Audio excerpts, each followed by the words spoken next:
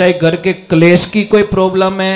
आप लोगों से हाथ जोड़ के वंदना करता हूँ। हमारा जो चैनल है श्री सोनू महाराज, वो चैनल जरूर सब्सक्राइब करें और इन वीडियो को शेयर करते रहिए। सभी देवी देवताओं की एक बार बोलो राधे, और नाचने वाले भक्तों की। एक बात थोड़ा व्यापारी वर्ग के लिए, थोड़े आवाज मत कर जो, थोड़ी मेहरबानी कर जो। मैं आपसे एक निवेदन कर रहा हूं व्यापारी वर्ग के लिए, जिनको विश्वास है वो ही करे, जिनको विश्वास है वो ना करे, इतना ख्याल रखे, नहीं तो आपका टाइम बर्बाद हो जाएगा। जिसको भी कोई धंधे की प्रॉब्लम है, चाहे घर के क्लेश की कोई प्रॉब्लम है या अशांति का वातावरण है, तो अमावस्या पड़ेगी उस दिन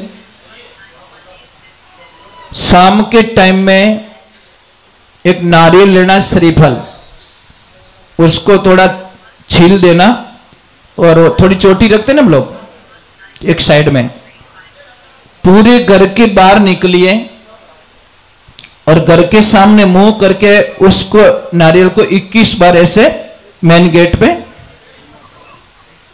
घुमा के, राइट घुमाना, क्लॉकवाइज राइट, ऐसा मत घुमा देना, राइट घुमा के उस नारियल को वहीं तोड़ दो, फिर दोनों हाथ में वो ले लीजिए आधा आधा।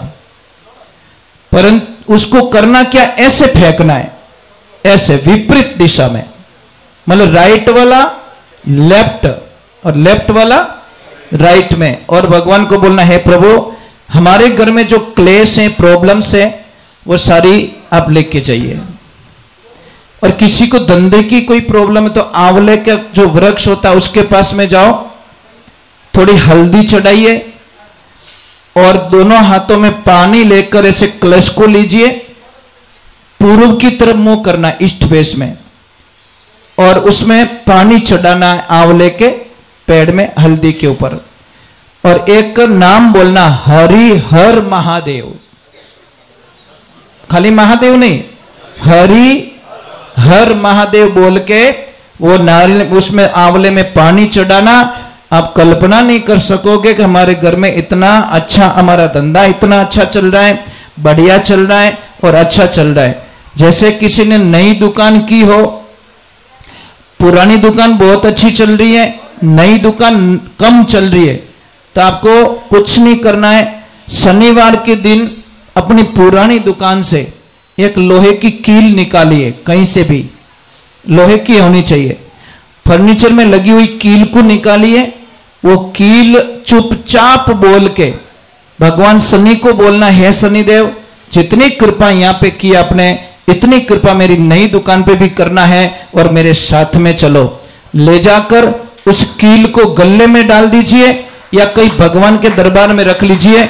आपकी जिंदगी में इतनी खुशी आएगी जिसकी कल्पना नहीं कर सकते।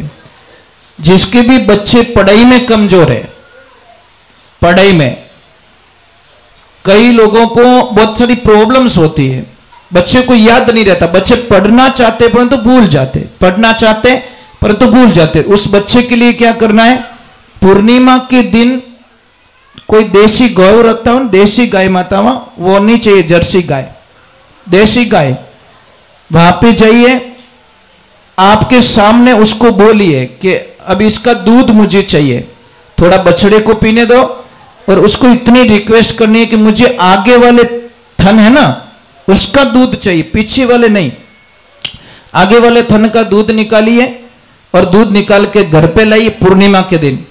फिर घर पे लाके खीर बना दीजिए, ड्राई फ्रूट जो भी डालना है, उस खीर को कम से कम 1-2 घंटे तक चंद्रमा का प्रकाश दिखाना है और फिर उस बच्चे को आप खिला दीजिए। आप कल्पना नहीं कर सकते, जो पढ़ना नहीं चाहता है वह भी बच्चा जबरदस्ती पढ़ाई में मन लगेगा और आप कल्पना नहीं कर सकते, इतनी बढ़िया बात है। ये ध्यान रखें, गाय के दूध में बहुत शक्ति होती है, परंतु अपने बूढ़िया लोग कहीं कहता है वेड़ारा वयोड़ा मोती निपजे। एक बात का ध्यान रखना, इस दुनिया में सारे लोग, आपका पार्टनर, आपका भाई, आपका सगा, आपका मित्र, आपका पड़ोसी, इनमें से कोई नहीं चाहेगा कि ये आदमी मेरे से आगे निकले। आपका पार्टनर कभी नहीं चाहेगा कि मेरे से अलग होने के बाद में मेरा पार्टनर मेरे से डबल कमाए। आपका दोस्त कभी नहीं चाहेगा कि मेरा दोस्त मेरे से ज्यादा कमाए। आपका भाई भी चाहेगा कि वो मेरे से पीछे रहे, आगे ना जाए। एक क्लास में पढ़ने वाला बच्चा कभी नहीं चाहेगा कि ये लड़का या लड़की मेरे से अच्छे नंबर लाए, मेरे से पीछे रहे। पर दुनिया में दो ही ऐसे महापुरुष होते हैं, वो चाहते कि ये लड़का हमेशा हमारे से आगे निकले। वो कौन होते? पेरेंट्स। मां बाप रे अलावा कोई दुनिया में आपको आगे बढ़ने का सपना आशीर्वाद नहीं देंगे, सिर्फ माता पिता के अलावा। माता पिता चाहते कि मेरा बेटा मेरे से बहुत आगे बढ़े, बहुत आगे बढ़े। तो एक बेटे ने पिताजी के व्यापार पे ध्यान दिया और पिताजी की इच्छा थी कि बेटा हमारी 40 साल की पेढ़ी है, इसका थोड़ा ध्यान रखना। बेटे ने बात सुनी और बैठ गया पेढ़ी पे।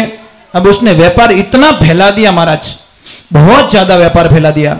अब समझ लीजिए, व्यापार फैला के बहुत अच्छी बिल्डिंग बनाई और बिल्डिंग बना के बिल्डिंग के ओपनिंग में पिताजी को बुलाया, उनसे रिबन कटवाया। तो पिताजी ने उसको एक प्रश्न किया, बहुत राजी भी हुए कि धन्यवाद है मेरे बेटे को, कम से कम मैं तो नॉर्मल में था ना, इसने बहुत सारा कारोबार आगे बढ़ा दिया, इतनी बड़ी ऑफिस बनाई, इतनी बड़ी बिल्डिंग बनाई। अब महाराज ध्यान रखें, पिताजी ने बच्चे को पूछा, ये पॉइंट्स थोड़ा ध्यान से सुनना। पिताजी ने बेटे को पूछा कि बोल बेटा, इस दुनिया में सबसे ताकतवर व्यक्ति कौन है? बेटे ने तुरंत बोल दिया पिताजी मैं। पापा रो मुंड उतर गो, क्यों तो गड़बड़ रहेगी। फिर थोड़ा ठंडा दिमाग से पूछा कि बेटा इस दुनिया में सबसे ताकतवर व्यक्ति कौन है? तो उसने तुरंत बोल दिया पापा मैं। पापा ने बोला, मारवाड़ हाल न चौको, अपनी सीट तो गई भाई, अबे हटो। पिताजी की आंखों में आंसू आ गए साहब। जैसे पिताजी नीचे उतरे, पर क्यों बेटा ने एक बार और पूछ लो। कितनी बार? लास्ट बार पूछ लो। वापस पूछा कि बेटा इस दुनिया में सबसे ताकतवर व्यक्ति कौन? कि पिताजी आप। पिताजी आप। तो पापा ने बोला बेटा 2 बार जब पूछा तो तूने बोला मैं हूं मैं हूं, मार तो कालजूज काट दियो कि पापा उस वक्त में आपके दोनों हाथ मेरे कंधों पे थे, इसलिए मैं दुनिया का सबसे ताकतवर व्यक्ति था। जैसे ही आपके हाथ हट गए आप 1 बन गए, मैं 0 बन गया। इन्हें वास्ते जिन माते माँ बाप रो हाथ कंधों माते है ना, उससे बड़ा ताकतवर दुनिया में कोई हो नहीं सकता। इन्हें वास्ते महापुरुषों, आप कितना भी कमा लेना, कितना भी कुछ कर लेना, पर मां बाप ने मत सताई जो। बेचा बोटो रियो, कोई बोलता हमारे बिल्डिंग आई, कोई के गाड़ी आई, कोई के बो आयो, कोई के कंपनी आई, और एक भोलो आदमी के गेला मारे को ने मारी मां आई रे, मैं दुनिया में सबसे लकी आदमी हूं, मेरी मां मुझे मिल गई। ना गाड़ी चाहिए, ना बंगला चाहिए, ना कुछ चाहिए। महाराज एक ध्यान रखना, औलाद बीमार हो जाती है तो माता पिता सारी प्रॉपर्टी गिरवी रख देते हैं, अपनी एफडी तोड़वा देते हैं, अपनी सारी कमाई तोड़वा देते हैं। पर जब पापा मम्मी बीमार रहे तो सब थोड़ी शंकाएं घुस जाती है। कैसा 12 साल रह गया मने सेवा करते, हमें तो नैन क्यों करी। अरे बाप रे, एक आदत छोड़ दो आपकी। कहीं के माँ बाप मारे भेड़ा रहे और शब्द छोड़ दो साहब। कहीं के वो मैं माँ बाप रे भेड़ो रहूं, जिन दिन ओ बोलोला उन दिन आप बहुत सुखी रह जाओला। हमारी क्या औकात है जो माँ बाप ने आपो भेड़ा राख सको? यूं बोलो ने बेटी रे बाप के मैं माँ बाप रे भेड़ो रहूं। कई लोग का मने के महाराज मैं गाय को गोद लेके आया हूं। अब धारो बाप दादा ली कहीं गाय को गोद लेना 3 लोग के देवता नहीं ले सकते, तू क्या ले सकता? ऐसे बोलते मैं गाय की गोद गया हूं, आज मैं गाय को गोद लेके नहीं आया, मैं गाय माता की गोद चला गया, तो वो तो शुभ था। पर वो कि गाय को गोद मैंने ले ली। अरे बेटी रे बाप, ब्रह्मा विष्णु महेश की भी ताकत नहीं है जो गाय को गोद ले सके। अरे इतना बोलते गाय की गोद गया हूं मैं, तो शुभ होता। महाराज कई लोग क्या करते हैं, अभी हमारे कुछ दिनों पहले कोई किसी ने सत्संग बुकिंग करवाई और हमें पूछा कि महाराज ये तारीख है लिख दीजिए, और नाचन वाला हाथ आई कि नहीं आई। मैं बोले क्यों, कैसा कोई हनुमान जी पढ़न नाचे, कोई महादेव जी पढ़न नाचे।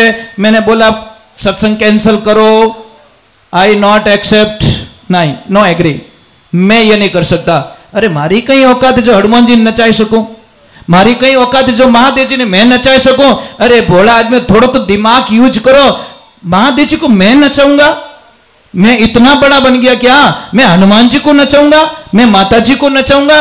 अरे क्या खेल कर रहे हो तुम लोग। माता जी हम थे नाचो भाई, महादेव जी हम थे नाचो, हनुमान जी हम थे नाचो, तो थोरो बेड़ो पार होवे, नहीं तो आज होवे ने कोई काल होवे।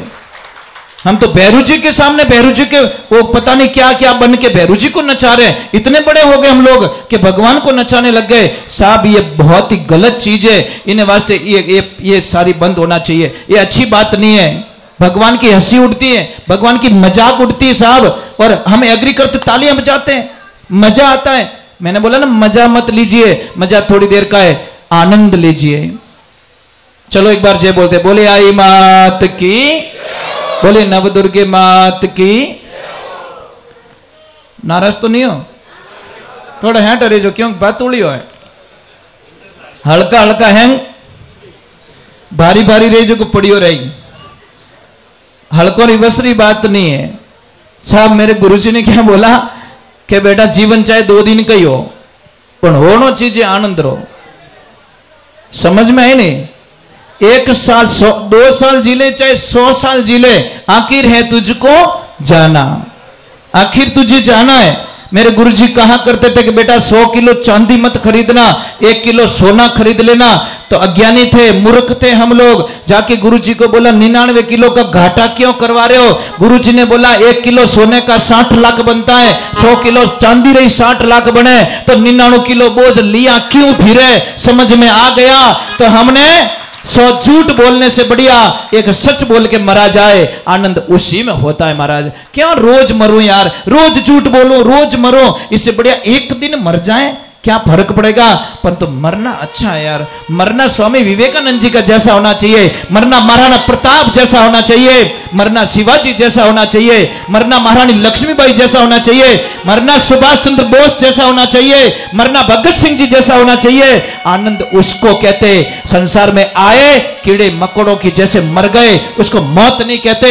मौत भी इतिहास के पन्नों में लिखी जाए, उसको मौत कहते। महाराज क्या आए, क्या खाए, क्या पहने, ये हमारा वर्चस्व नहीं है। हमने देश के प्रति कितनी जागृति है, देश के प्रति बात कितनी करते हैं, देश के प्रति हमारी भावनाएं क्या है, वो मायने रखता है। पर्सनल जिंदगी, सेल्फ जिंदगी हमेशा दुख देती है। और जब आप आउट जाते हो, देश का सोचते हो, मातृभूमि का सोचते हो, तो आनंद कुछ और आता है। ये जिंदगी में ध्यान रखिए। अरे 2 दिन का जीवन यार। यहाँ पे कोई ऐसे बैठे हैं मां भारती के सपूत, जो अपने बेटे के जन्मते ही मन में ये शपथ ले ले कि इस बेटे को मैं फौज में भेजूंगा, बॉर्डर पे भेजूंगा इस बच्चे को मैं। है कोई देवी यहाँ पे? बहुत बहुत धन्यवाद आपको, एक हाथ ऊपर हुआ है, धन्य हो गया मैं। ये होना चाहिए यार, सपना ये होना चाहिए। क्या मेरे लिए वो बनाऊं, वो बनाऊं, वो बनाऊं। अरे ये तो सोचो, ये भगवान मुझे ऐसा बेटा देना, ऐसी बेटी देना जो बॉर्डर पे जाके, डंके की चोट पे जाके मेरी मातृभूमि की रक्षा कर सके। नहीं तो मेरा धरती पे आना सार्थक। धरती मारो कर्जो तो उतारो कि नहीं उतारो। एक छोटा सा भजन सुना देता हूं ताकि शंका निकल जाए। 5 कर्जे हमारे पे, कितने? जब तक ये कर्जे नहीं उतारेंगे हमारी मुक्ति होने वाली नहीं है।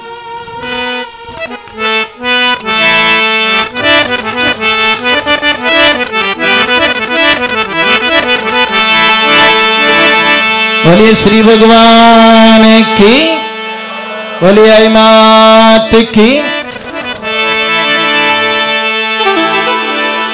सूरा होना सेज है,